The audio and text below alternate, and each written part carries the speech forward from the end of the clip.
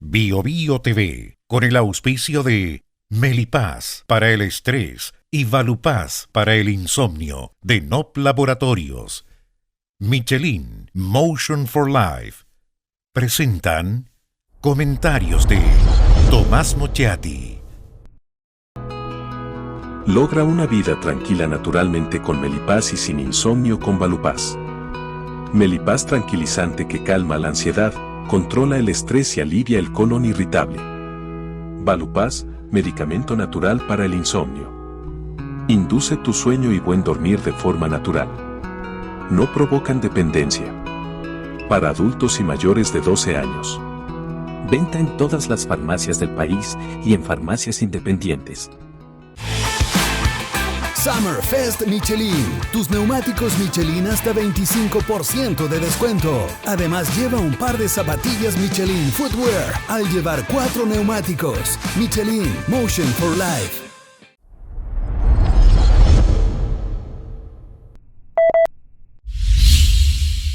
Después de 99 días de ocurrido el plebiscito del 4 de septiembre, se llegó a un acuerdo de un nuevo itinerario constitucional. El plebiscito anterior, pese a lo dicho por Gabriel Boric y algunos abogados, basados en ese asunto que tan malo hace el derecho, el voluntarismo jurídico, otros lo tildarán de simple leguleyada por su baja sofisticación, terminó con el proceso iniciado en el plebiscito de entrada. Eso de querer tener un rin-tin-tin para siempre, una especie de rotativo hasta la eternidad, hasta que haya una nueva Carta Magna, desafió obviamente el sentido común, la elemental lógica y también la ley. El proceso tuvo un plebiscito de entrada y un plebiscito de salida, y esto se terminó.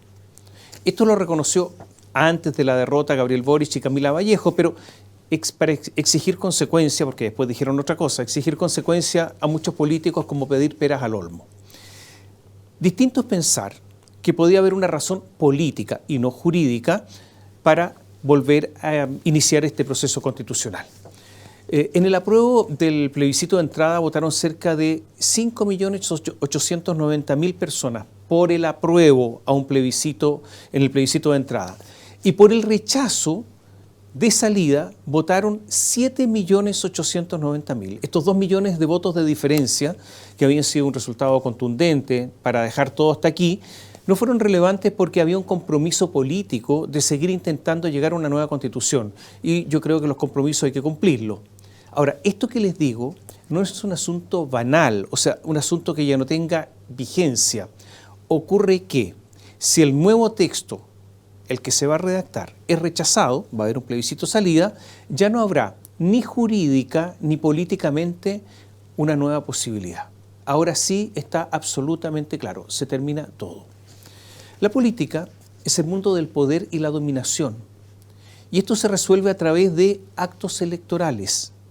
Eso fue el plebiscito, la instancia para resolver qué fuerza se imponía respecto a las reglas básicas de convivencia.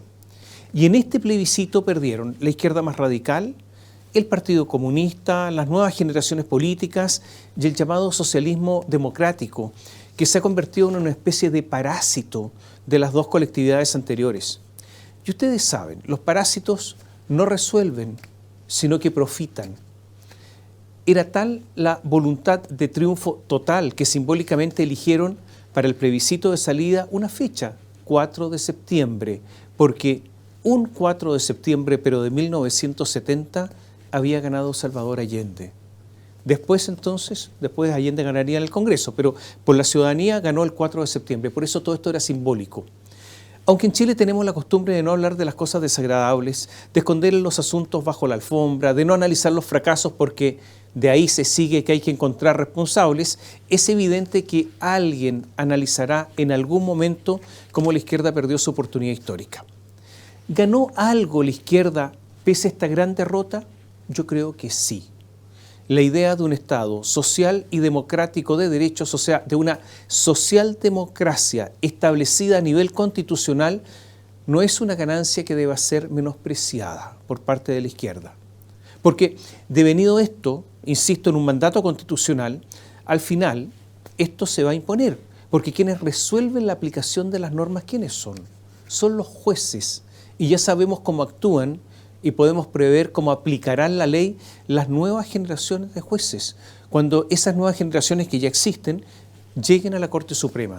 Devenidos, ellos están todos, son herederos de la escuela del juez Carlos Cerda, que les dio un valor esencial a la ideología del juez al momento de tomar una decisión y dictar una sentencia.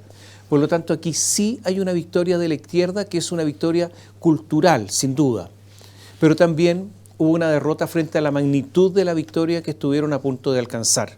Porque lo que querían, y casi lo alcanzaron, era un triunfo que le permitiera la conquista rápida, legal, limpia de las instituciones. Por eso, si usted revisa los llamados bordes o principios constitucionales del acuerdo recién firmado, son principios del derecho constitucional clásico, que podrían aplicarse en cualquier país del primer mundo, pero que acá no gustaban, porque eso es justamente lo que no querían, y es la prueba exactamente de lo revolucionario de izquierda que era el proyecto constitucional.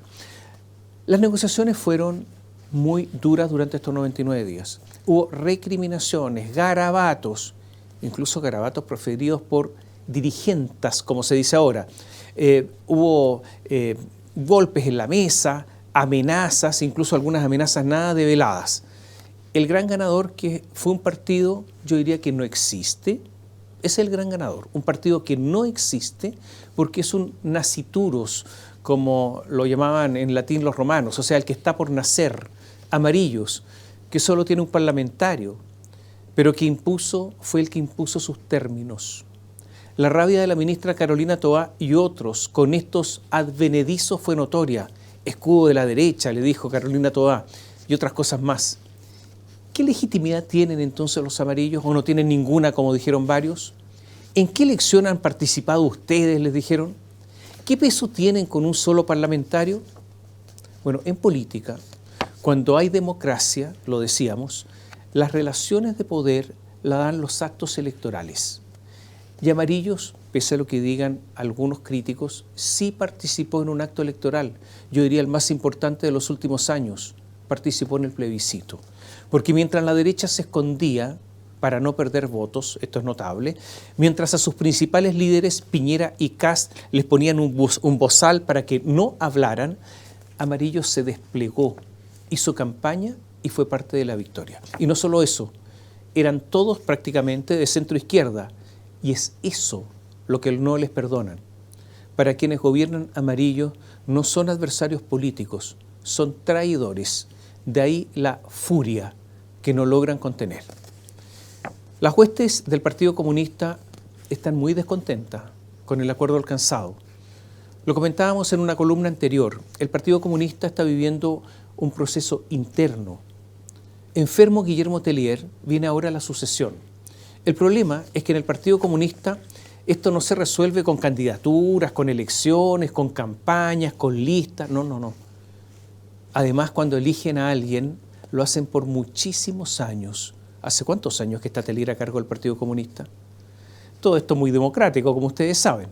Lautaro Carmona, que es el número 2 del Partido Comunista, es un duro entre los duros, pero tiene menos capacidades negociadoras. Camila Vallejo se está jugando sus cartas personales, como todo político. A ver, ¿qué es lo que se está jugando ella?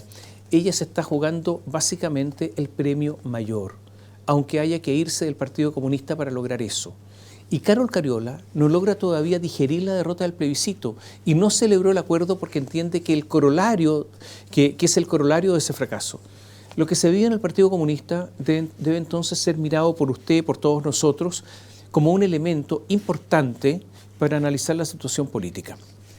Debido a que las fuerzas de oposición y el oficialismo podrían estar bastante empatadas en una eventual elección para elegir el nuevo Consejo Constitucional. De hecho, hay un empate en el Senado y se va a aplicar el mismo sistema que se aplica en el Senado para elegir a los miembros del Consejo Constitucional, que es la nueva convención. Necesariamente deberán ir unidos los dos polos, oficialismo y oposición. Y aquí hay problemas. El problema de la derecha es José Antonio Kast. Él y su partido, el Partido Republicano, no adhirieron al pacto para redactar la nueva Constitución. De hecho, no quieren una nueva Constitución. Están en contra del Estado social y democrático de derecho, por lo demás que ya está acordado y pactado. ¿Irán en un pacto? ¿Y un pacto para qué si no quieren esto? ¿Un pacto solo electoral y poco más? Amarillos ya se ha abierto a unirse a la derecha en esta elección. Y en el oficialismo están involucrados a incorporar al que sea, a cualquiera. Se llama Operación Raspado de la Olla, hasta para la tan vilipendiada y hoy convertida en pigmeo. Democracia cristiana, hay palabras amables para que se sumen. Diego Ibáñez, que no quiere nada con la democracia cristiana, ahora dicen, vengan a nosotros, los acogemos con amor político. Todo vale, todo cuenta, todo suma.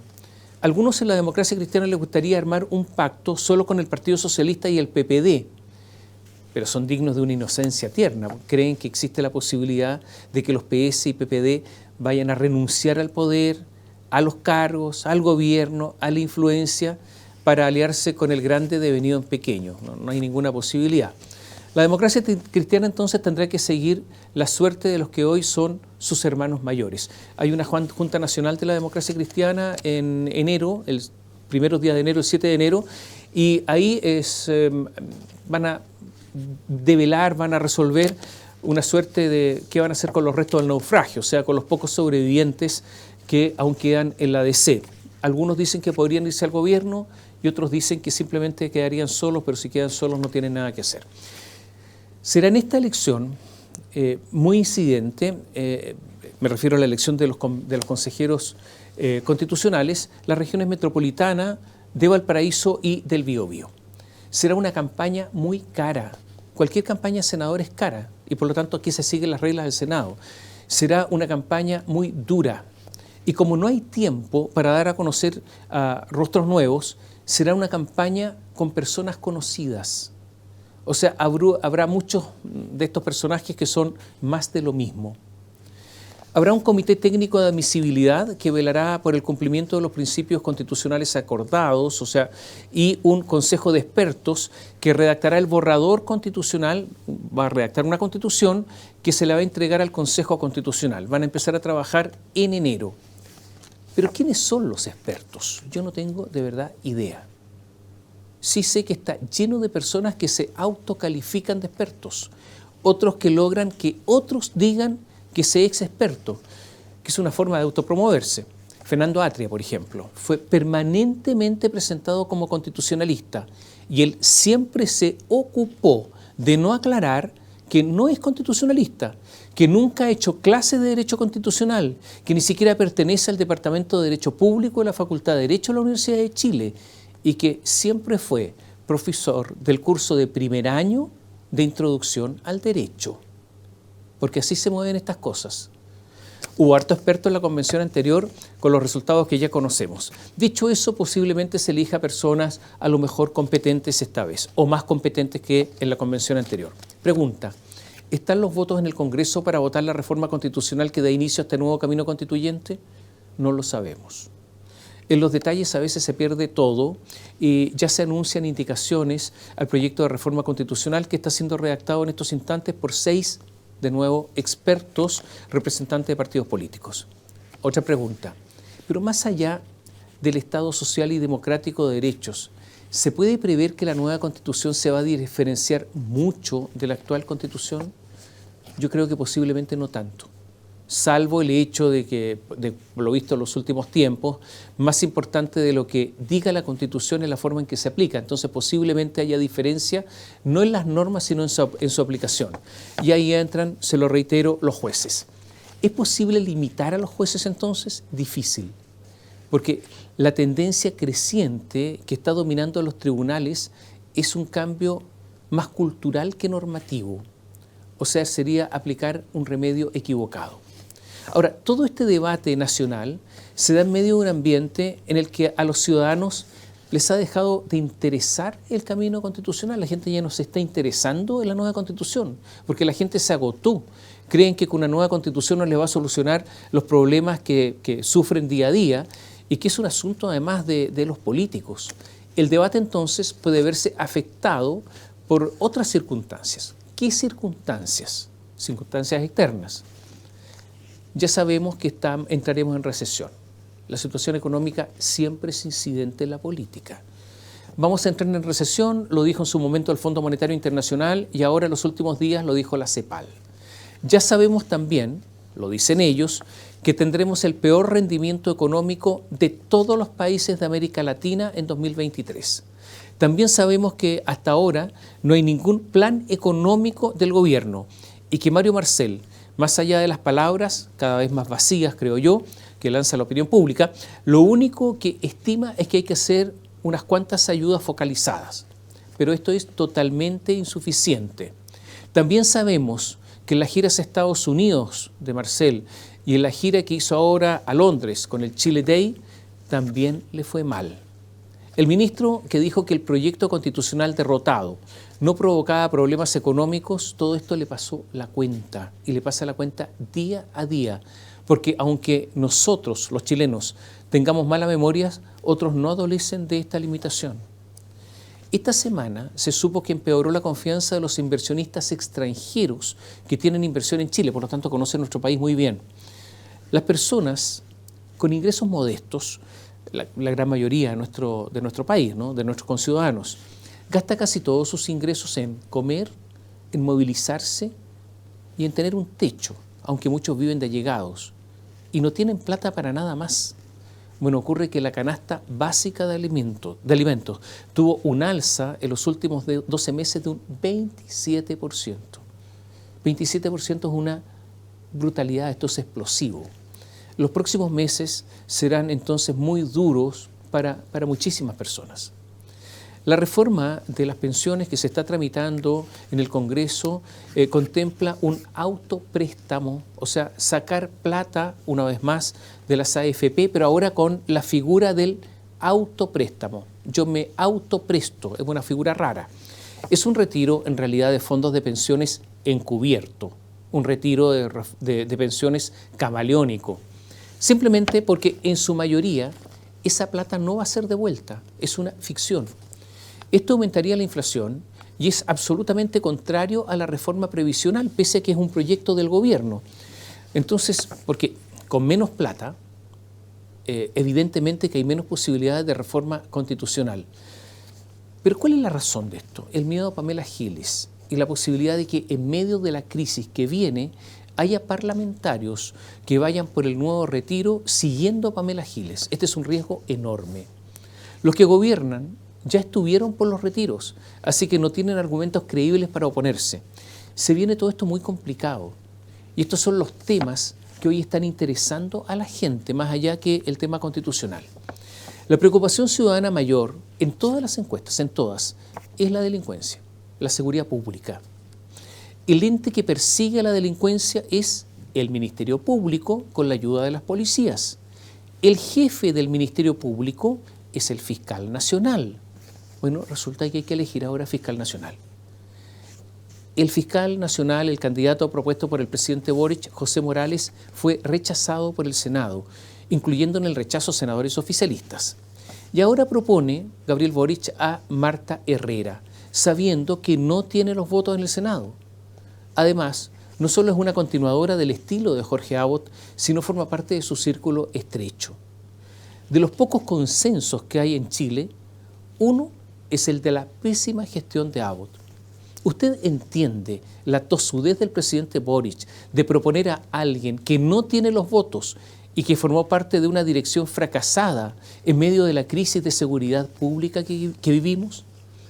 Ya el problema de seguridad es muy grave y el presidente con sus extrañas decisiones agrava el problema aún más.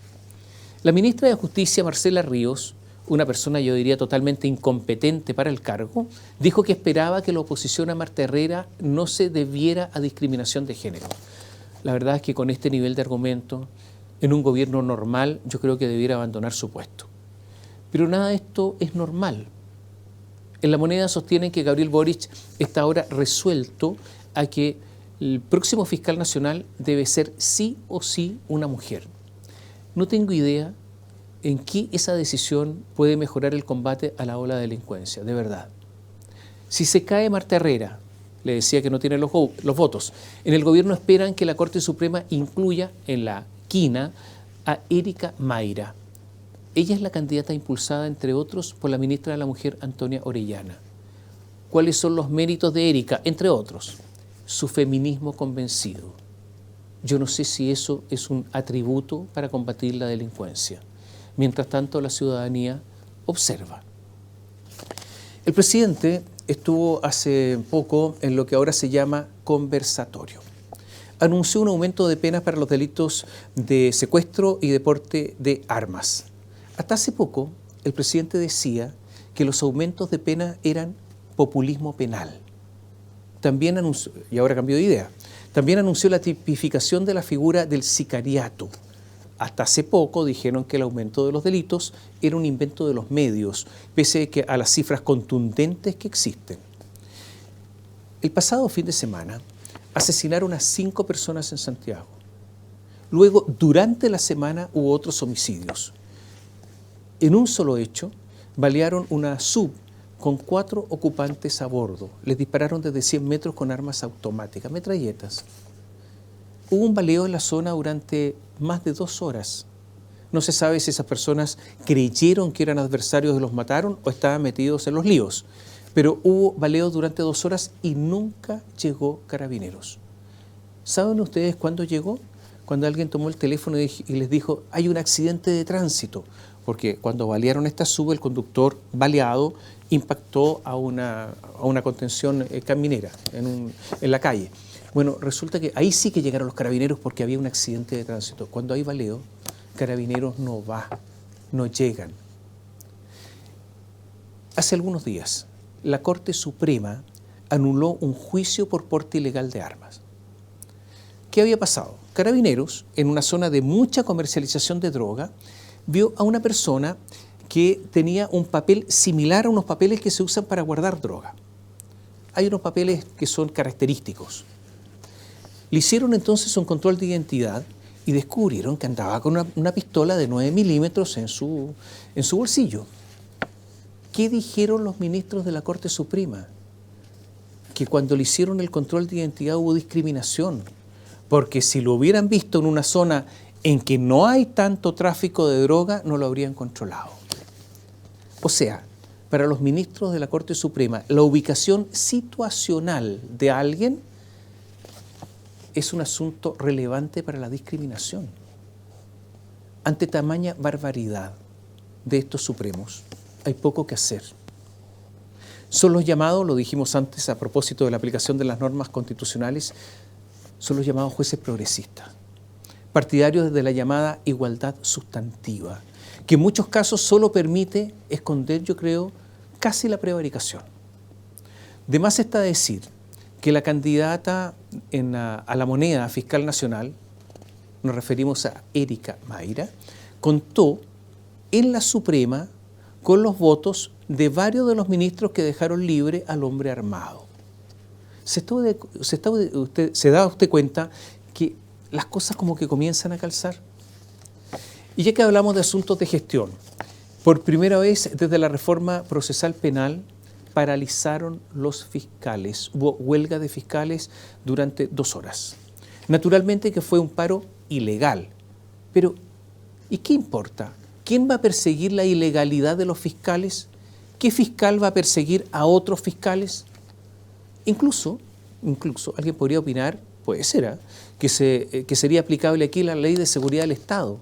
Pero ¿qué fiscal va a tomar esa causa? ¿Por qué pararon los fiscales?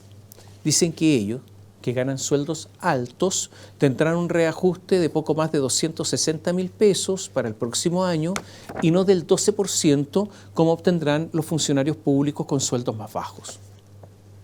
Yo creo que, mire, si usted ve, hay harto fiscal que en las redes sociales propicia mayor justicia económica. Varios que se alegraron con la primera línea, varios que proclaman a todo el mundo su deseo de una mejor distribución del ingreso. Pero esas proclamas terminan cuando les toca a ellos, y ahí sí que no. Y están amenazando con nuevas ilegalidades. Todo esto es notable. Y ante eso, silencio del gobierno y de la ministra de Justicia, está todo paralizado. Estos son los temas que preocupan. También preocupa la inmigración. Siguen entrando personas sin oposición en el norte del país.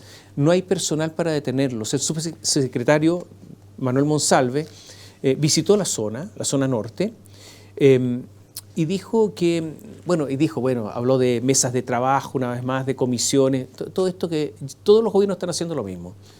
Dice que el problema es que el gobierno anterior, el de Piñera, no dotó de cámaras térmicas y de comunicación satelital a las policías. Está bien, yo creo que eso puede ser un problema. Y el gobierno anterior además lo hizo muy mal en materia de migratoria.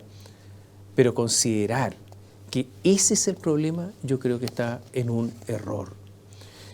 Sin considerar que los que hoy gobiernan, incluyendo a Monsalve, siempre se opusieron a todas las medidas de inmigración del gobierno anterior. Y ahora se opone Monsalve a decretar estado de emergencia en el norte y así poder trasladar militares a la frontera. Hoy día no se puede, hay que decretar el estado de emergencia. Entonces hay harto discurso y palabrería, mientras la noticia, con sentido de urgencia, comenta, mira, la policía, lo comenta privadamente, la Policía de Investigaciones, pero todos lo sabemos. Ellos dicen que cada 100 venezolanos que entra, 40 al menos tiene problemas con la justicia.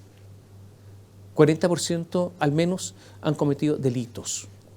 Repito, estos son los temas que tienen ahogados emocionalmente a muchos ciudadanos. El gobierno ha tenido muchísimos problemas de gestión. Todo esto es problema de gestión. Hay en estos momentos, grandes incendios provocados por el hombre y aumentados por la ola de calor que ya dura muchos días en la zona central. Estas olas han sido enormes, 10, 12 días con una interrupción de un día, después viene el calor de nuevo. Hay incendios grandes, muy grandes, en la región metropolitana, en la región de Valparaíso, de O'Higgins, del Biobío. Muchos incendios. Ya el día miércoles había humo y ceniza en Santiago.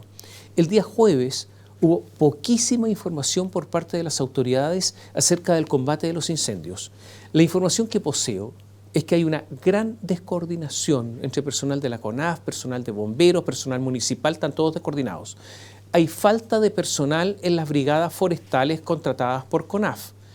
Hay medios aéreos reducidos, por lo menos no se ven mucho los medios aéreos. Hay falta de capacitación y por lo mismo hay bomberos heridos y hay una persona además muerta. El día jueves, Santiago estaba con el cielo absolutamente tapado por el humo y las cenizas. Altas temperaturas en la capital, el sexto día con más altas temperaturas desde siempre. Este es el nivel. Y fíjense que en la noche del jueves no había información por parte de las autoridades, entonces todos estimamos que el día viernes temprano iba a haber información. Es una información que ayuda a los ciudadanos, que los puede tranquilizar y que ayuda además a que sepamos en qué lugares hay incendio y cuáles son los peligros. Bueno, no había punto de prensa en la ONEMI. Se anunció una conferencia de prensa de la ministra de Salud, Jimena Aguilera, para las 9:15 de la mañana, como una burócrata cualquiera. Y la suspendió, porque estimó que políticamente era mejor no aparecer y se dio a entender que solo hablaría de Santiago y que hablaría por lo tanto el Seremi de Salud Gonzalo Soto. Efectivamente, más tarde la habló, junto a la delegada presidencial Constanza Martínez. Hace tiempo que yo no escuchaba un punto de prensa tan insulso, tan sonso. La frase más usada es, estamos evaluando. Otra frase, estamos diagnosticando. Fíjense que llamaron a los ciudadanos a usar el transporte público, a bajarse de los autos. Usen el transporte público, no usen autos. Pero no había ningún reforzamiento al transporte público. Pura palabrería. La ministra dijo después que los que hablaron lo hicieron temprano, a las 9:30 horas. Vaya sentido de urgencia de esta doctora. Repito, hace tiempo que no escuchaba un punto de prensa así. El presidente Boric, horas después, tarde del viernes, ante la gravedad de los hechos resolvió suspender todas sus actividades y sobrevolar parte de las áreas afectadas y visitó a un herido. Y la ministra sigue sosteniendo que ella se levantó temprano. Gabriel Boric nombró nuevos embajadores. Hay varias embajadas después de tantos meses de gobierno que estaban acéfalas. Hay algunas que todavía siguen así. Para Colombia prefirió a María Inés Ruiz Zañartu. Ella es periodista, le gusta el periodismo. Estudió en La Habana, porque ese es el periodismo que le gusta. Pero quien promete, eso sí, gestión y mucha, es la nueva embajadora en Costa Rica. Nuevamente Gabriel Boric optó por un premio de consuelo a una amiga. Es fácil hacer obsequios con el dinero de todos los chilenos. y parece que es fácil hacer lo que prometió, o sea, es fácil hacer lo que prometió no hacer. Margarita Portugués es relacionadora pública y fue, curiosamente, analista jurídica de la Subsecretaría de Telecomunicaciones sin ser abogado. Cuadre usted el círculo. Alguna vez prometió radicalizar la economía chilena. Margarita promete que en la Embajada chilena en Costa Rica, ahí sí, que habrá mucha gestión. Bio Bio TV, con el auspicio de Melipaz para el estrés y Valupaz para el insomnio, de NOP Laboratorios. Michelin Motion for Life presentaron comentarios de Tomás Mochati. Logra una vida tranquila naturalmente con Melipaz y sin insomnio con Valupaz. Melipaz tranquilizante que calma la ansiedad, controla el estrés y alivia el colon irritable. Valupaz, medicamento natural para el insomnio. Induce tu sueño y buen dormir de forma natural. No provocan dependencia. Para adultos y mayores de 12 años. Venta en todas las farmacias del país y en farmacias independientes. Summer Fest Michelin. Tus neumáticos Michelin hasta 25% de descuento. Además, lleva un par de zapatillas Michelin Footwear al llevar 4 neumáticos. Michelin Motion for Life.